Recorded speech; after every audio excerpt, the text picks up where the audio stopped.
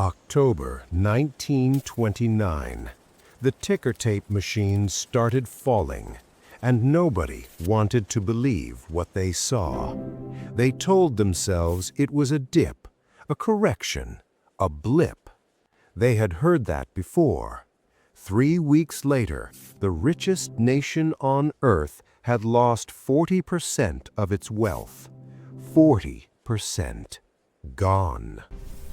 October 1987, Black Monday. $500 billion evaporated in 6 hours. Not 6 months, not 6 weeks, 6 hours. And the worst part? Nobody pressed a button. The machine just did what it was programmed to do. March 2000. The dot-com dream, the one they told us would change everything, collapsed like a sandcastle at high tide.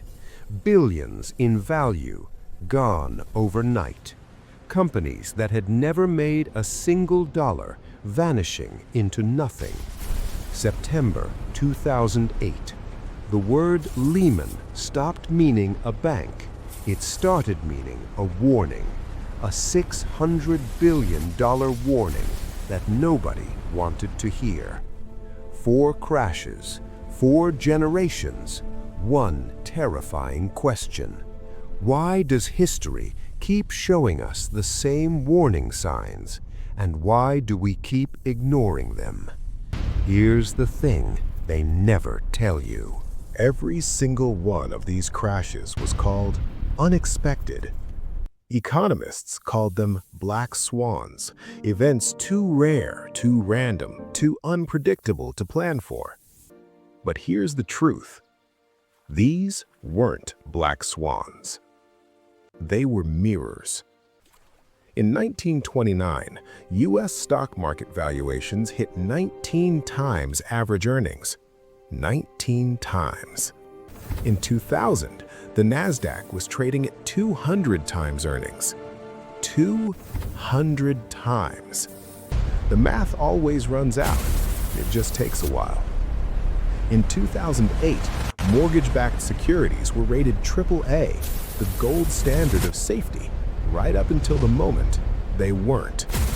And then, everything unraveled. The pattern isn't hard to see, once you know what to look for. So let's look. Every crash starts the same way, with confidence. Markets go up, people assume they'll keep going up. This is what behavioral economists call extrapolation bias. Our brains genuinely cannot help but assume tomorrow will look like today. It's not stupidity, it's human nature. And it's lethal. Then comes the second ingredient, cheap money. Interest rates drop, borrowing gets easy, risk becomes invisible. In the 1920s, you could buy stocks on 10% margin, borrowing 90% from your broker.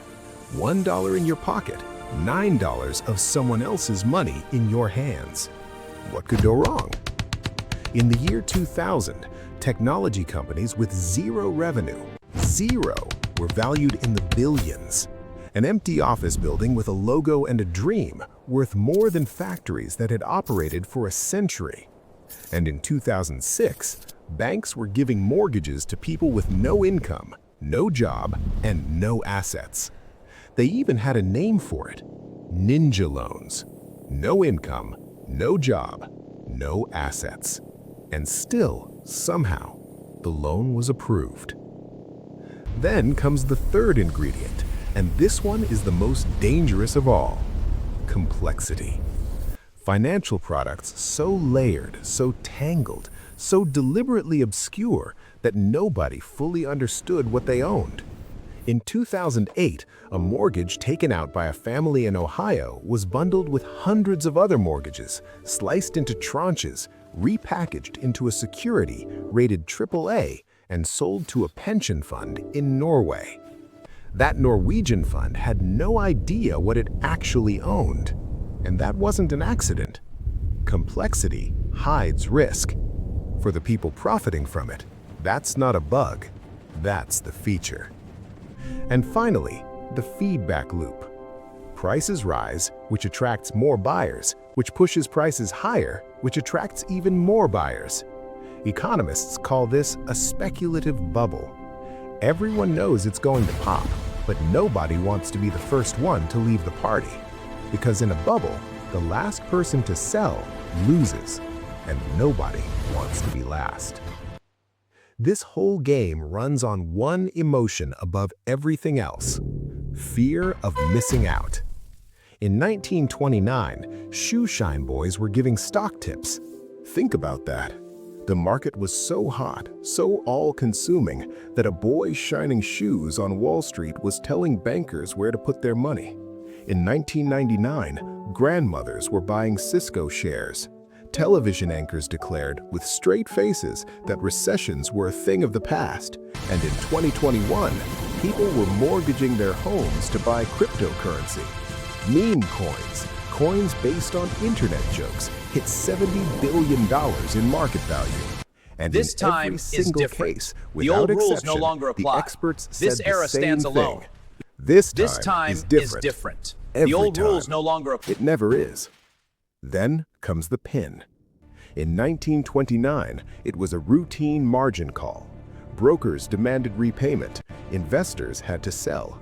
Selling pushed prices down. Lower prices triggered more margin calls. More margin calls triggered more selling. More selling triggered more drops. Within days, it had become a stampede.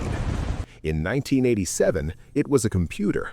Automated trading algorithms, all programmed with the same logic, sold simultaneously the moment the market opened, 9:30 in the morning. Nobody pressed a button. No human made the decision. The machine just did what it was told. In 2000, it was a whisper, a quiet question, almost politely asked in an analyst report. Where are the profits? When do investors actually get paid? That question spread. Others started asking it, and companies that had never made a dollar began to crumble under the weight of their own impossible valuations.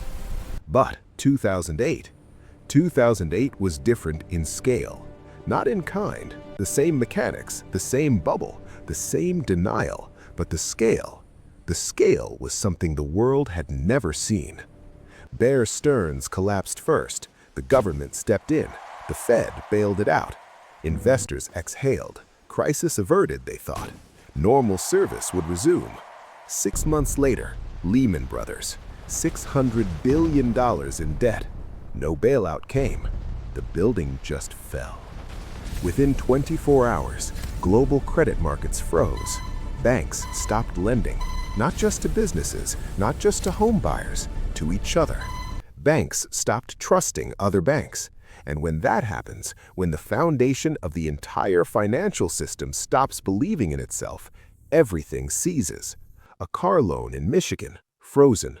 A business line of credit in Munich, frozen. A home loan in Melbourne, frozen.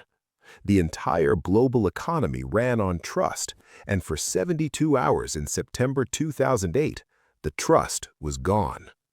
Treasury Secretary Hank Paulson, a man who had spent his career in the heart of Wall Street, got down on his knees, literally. He knelt on the floor of the United States Congress and begged. $700 billion, or the system collapses. He later said, quietly, almost in disbelief at his own words, we were days away from ATMs going dark. Think about what that means. Your card, your savings account, your grocery money, inaccessible. Not because you did anything wrong, because a bank in New York made bets it didn't understand with money it didn't have. That's how close we came, and almost nobody saw it coming. Or did they? Here's what the history books tend to gloss over. Some people did see it coming. They saw it clearly. They documented it. They warned about it. And they were laughed out of the room. As you see, In the analysis shows critical 2005, risks in this economist quadrant. We must address Raghuram these before Rajan proceeding. presented a paper at the Jackson Hole Symposium, It is the most prestigious gathering of central bankers in the world. He warned As you that see, the financial analysis shows critical innovation risks had in this created quadrant. hidden We must address systemic these before risk, proceeding. that the incentives were all wrong, that a catastrophic collapse was not just possible, it was likely. The then chief economist of the IMF stood up and called him a Luddite. The room laughed. 3 years later, everything Rajan described happened. A small group of hedge fund managers read the same data. They didn't laugh. They bet against the market. Michael Burry, John Paulson, Steve Eisman. They saw the fraud. They saw the exposure. They saw the inevitable. And when the crash came, they made billions. The system paid them handsomely for being right about its own failure. But here's who actually paid the price. 8.7 million Americans lost their jobs. 10 million families lost their homes. People who had done nothing wrong. People who had worked and saved and followed the rules. Gone. The largest destruction of household wealth since the Great Depression. Global GDP fell by $2 trillion. $2,000 billion. Wiped from the world economy.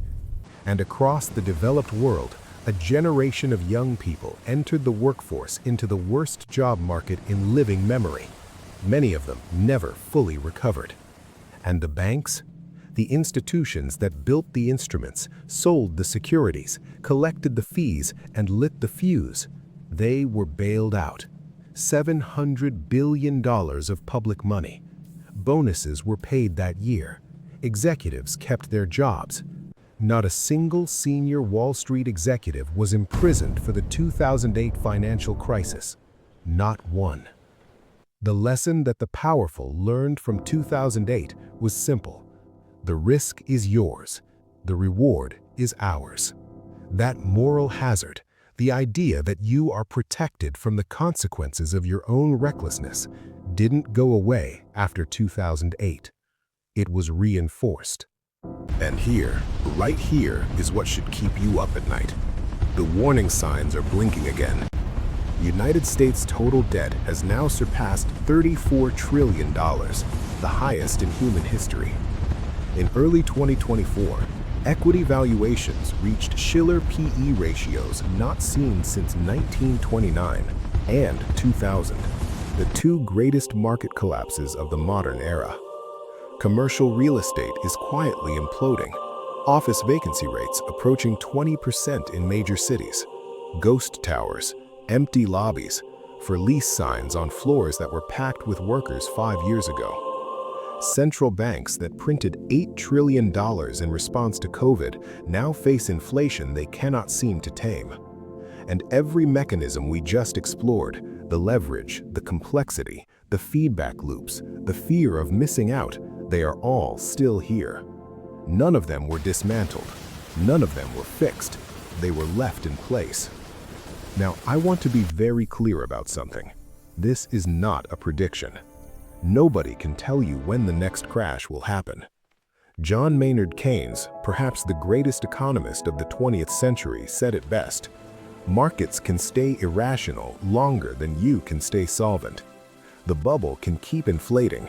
The party can keep going longer than any of us expect. But patterns matter. Not because they tell you exactly what will happen, because they tell you what to watch for. And because in every single crash we've looked at today, the people who were prepared didn't just survive, they came out the other side stronger. The families who held cash in 1929, who hadn't borrowed to the hilt, who hadn't bet everything on the market continuing forever, they rebuilt faster. The investors who saw the signals in 2008 and moved to safety didn't just protect themselves. Some of them changed the game entirely. History is not destiny, but it is instruction. And the instruction, written in every crash, in every collapse across a century of financial history, is this: the crash nobody saw coming is always the one we were warned about. The question isn't whether it will happen again. It will. The question is, this time, will you be ready?